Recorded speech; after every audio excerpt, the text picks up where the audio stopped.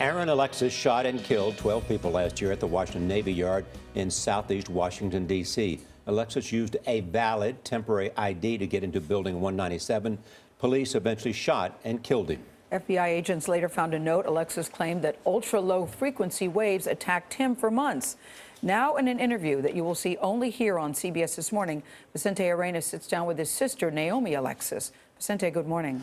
Good morning. Naomi said her brother had a dark and dangerous past, a past so haunting that Naomi and her sister weren't surprised when they found out that Aaron was the shooter. About 2 o'clock in the afternoon, someone called her cell phone and said, would you like to make a statement about your brother? And your thought at that time? I Googled his name and saw that it was him. It was September 16th of last year when Aaron Alexis went on a shooting rampage at the Washington Navy Yard. 12 people were killed and several others were wounded before officers shot the 34-year-old contract worker. His two sisters, including Naomi Alexis, heard about the shooting on the radio and had a feeling their brother was involved. There was a report of an assailant, and I think it was a 6-foot African-American male, and my sister and I were at home together at that point, and she said it would be crazy if that was Aaron. Naomi believes Aaron suffered from severe mental problems that started when he was an adolescent. She says he would violently beat her when she was just 12 years old. It was unprovoked a lot of the time, and a lot of time it was just over silly things, like I spoke while he was on the phone, so he would, punch me in the face or hit you hard. Oh yeah, I mean, I was swelling. The pain never went away, and even in death, she continues to run from him. After the shooting, she moved from New York and has asked us not to mention where she lives now.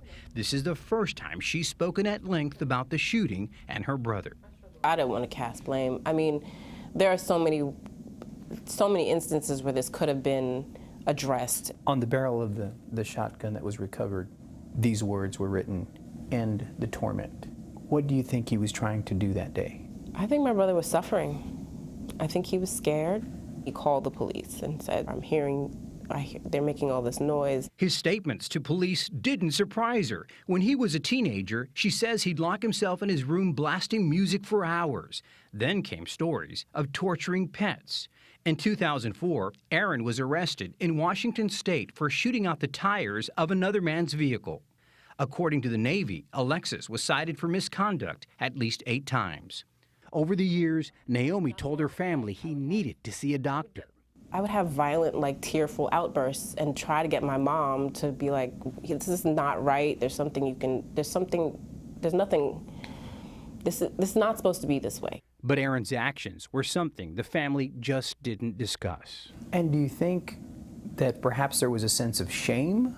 I think absolutely there was a sense of shame, or maybe helplessness, like they didn't know what to do, they didn't know how to address the situation without, labeling my brother mentally ill. Naomi is telling her story, hoping families who have similar problems will call the National Alliance on Mental Illness to get help for their loved ones. She's also hoping to write a book about her experience, hoping her family's story will help others. Nora? Vicente, thank you. Really important message there.